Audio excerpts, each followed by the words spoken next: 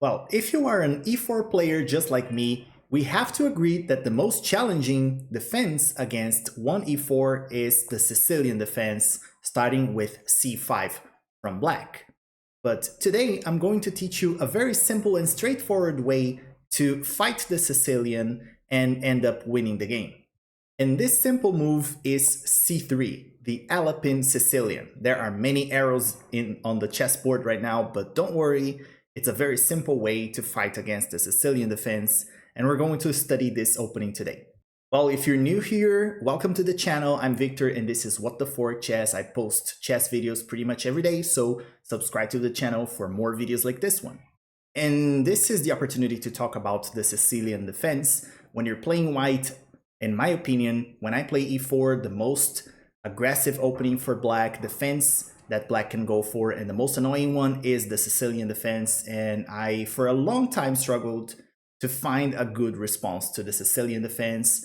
And probably now my favorite line that I like to play is the Alapin, because it's very simple, very straightforward. What you are doing here when you play c3 is you are preparing to just push d4 and have a good control over the center. That's pretty much what you're going to do. And your opponent have two options, even though there are many arrows here. They can let you just make this push, or they can try to attack this pawn and delay this advancement of d4 right here. So one thing that you have to keep in mind here on move 2, you have to wait for your opponent to play their move, reacting to your c3 move.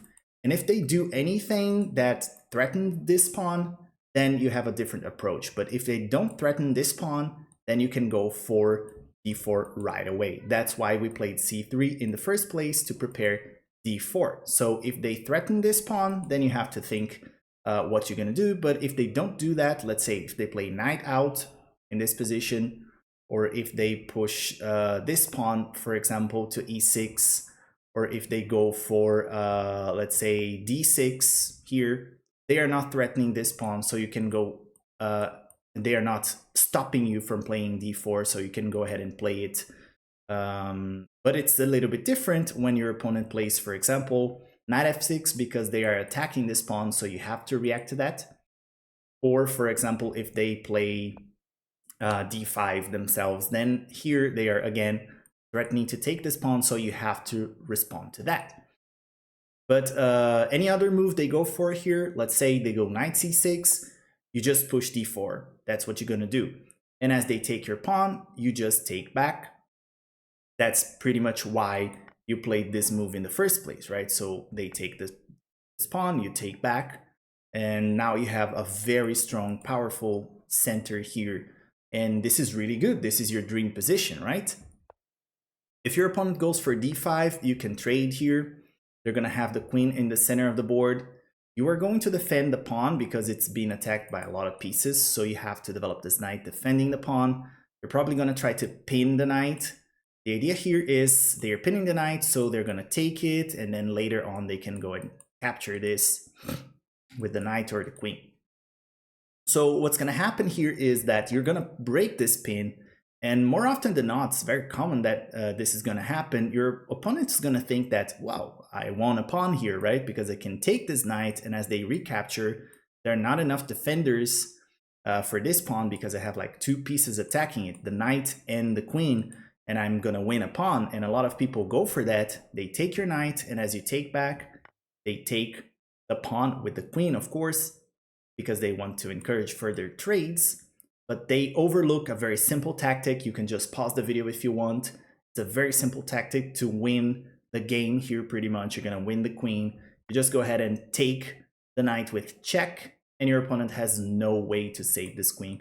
The best thing they can do here, I don't know, it's just they can take this bishop here, or in this case, you're just going to take the queen. If they go back and block, you just take it.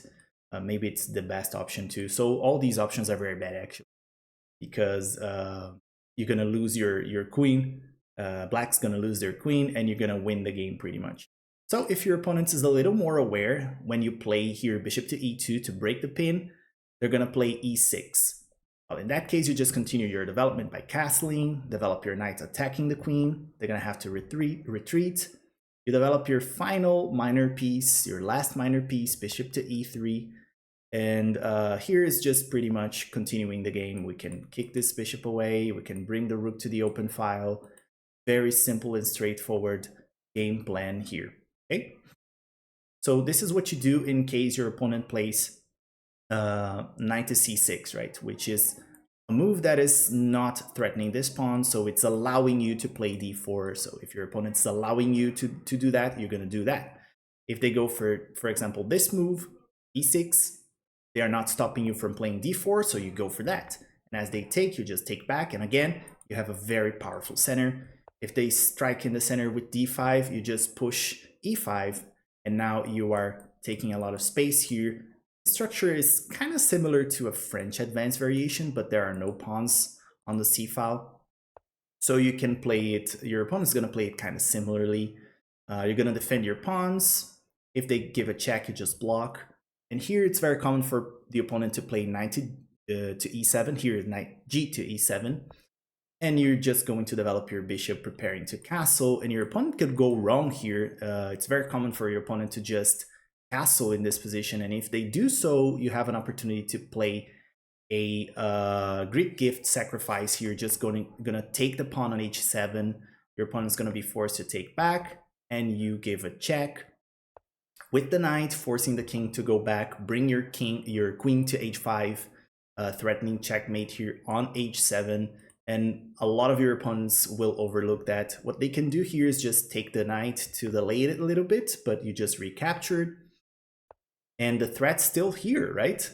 You're just still threatening to checkmate on h7. And believe it or not, guys, the most common move according to the Lee Chess database is actually knight to g6, which is just blundering checkmate in one. So this is played like over 20% of the time, which is crazy that people can't see the checkmate threat here.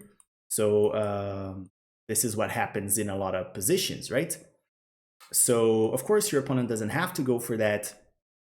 They don't have to castle here. They can go for this move right here, which is knight f5. And the idea here is they are attacking this pawn several times, and they think they're going to win this pawn. And no matter what they do here, they're actually going to lose a lot of material. So you're going to castle, pretend that you didn't see that. Your opponent's going to fall for the trap for sure. They're going to think like, oh yeah, we won a pawn. They have just one defender, so I can go ahead and grab this pawn. And you're going to trade the knight. No matter which knight they take, you're just going to trade. They're going to have this knight here. They're going to end up with this knight over here. And you're going to play this very powerful move here, queen to g4. And this is attacking way too many things at the same time. So you're attacking this knight that is hanging. This piece is also hanging. This is hanging as well. So your opponent cannot defend everything. They can go ahead and come back here to defend the bishop, but they're going to end up blundering this pawn.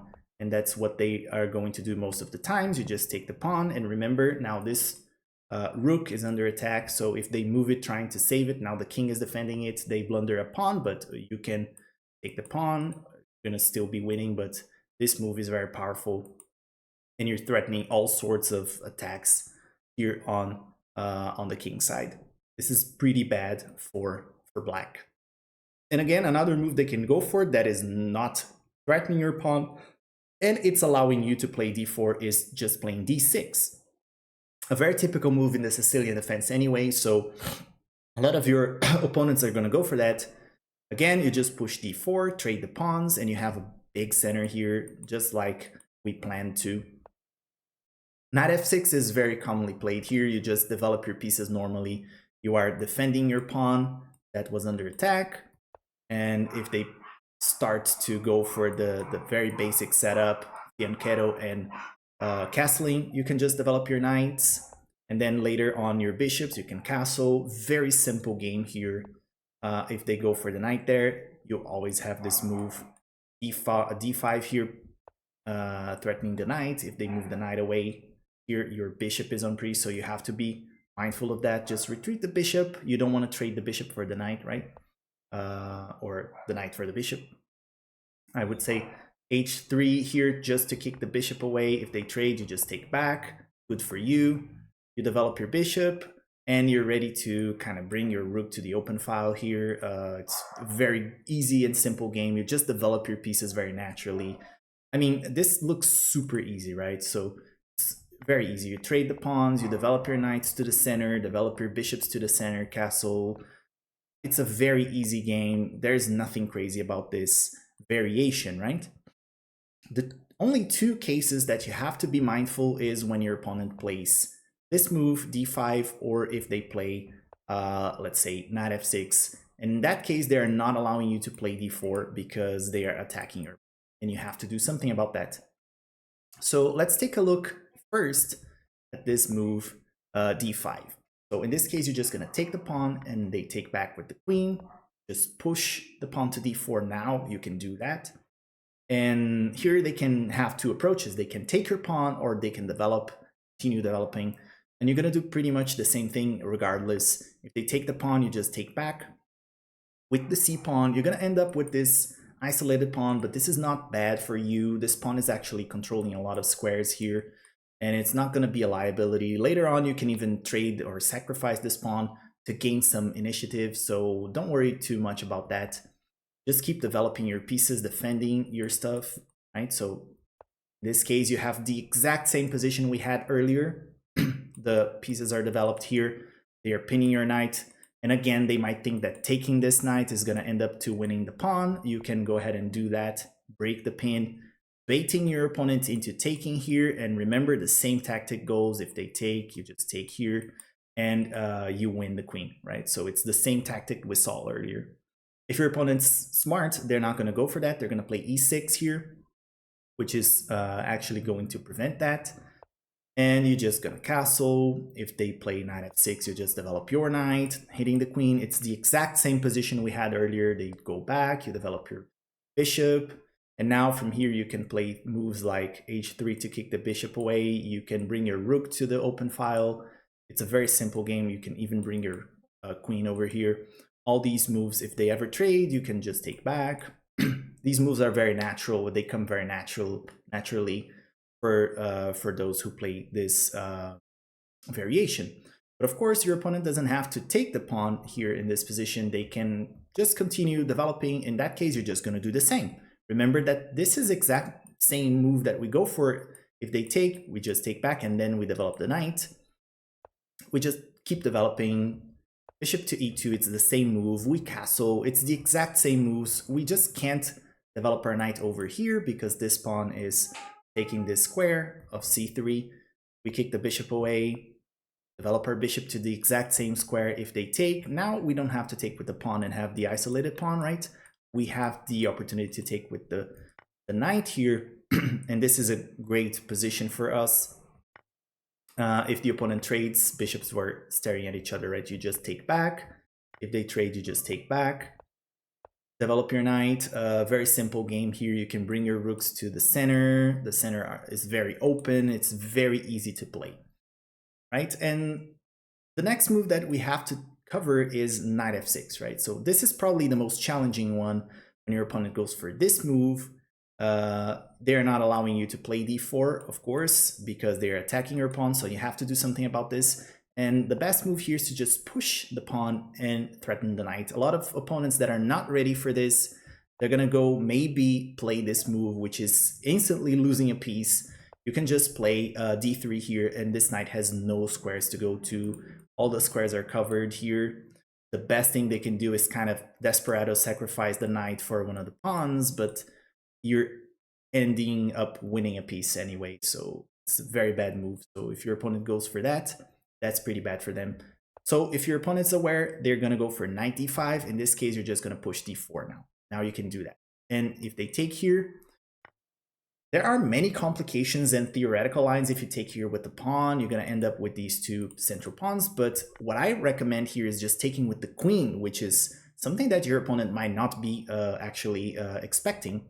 And when you do that, you're actually aiming at this knight over here. So if your opponent's like playing automatic and they try to develop the knight hitting the queen, they're actually blundering this knight that is undefended. So they have to play e6.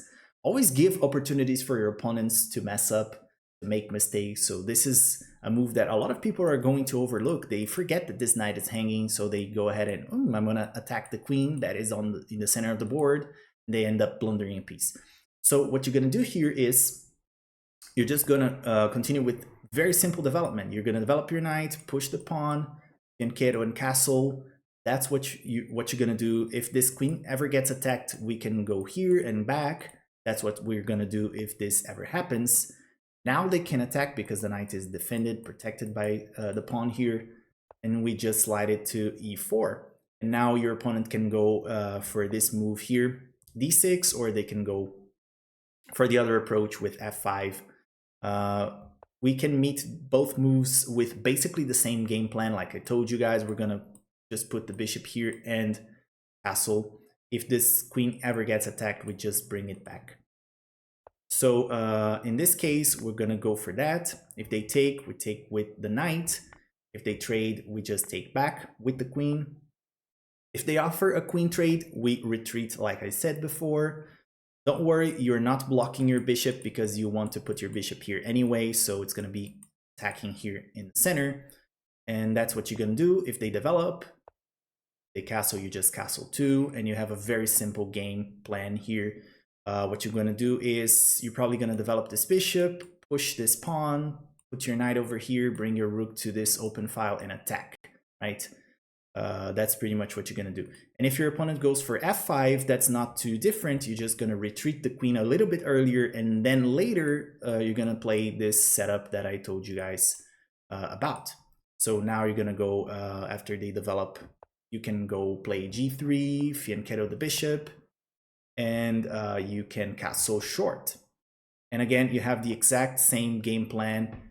You're going to push this pawn, put the knight over here. You're going to bring the rook to the open file, delay this bishop development a little bit, but it's going to be really worth it because the game plan is very simple. The game pretty much plays itself.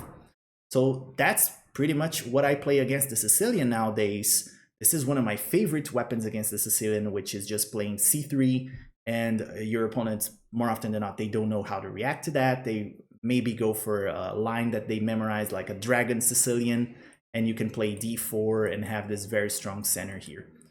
Right, so if you like this video, please don't forget to leave a like. Leave a comment down below as well and tell me what you think. Give me a feedback, criticism, whatever you think it's good.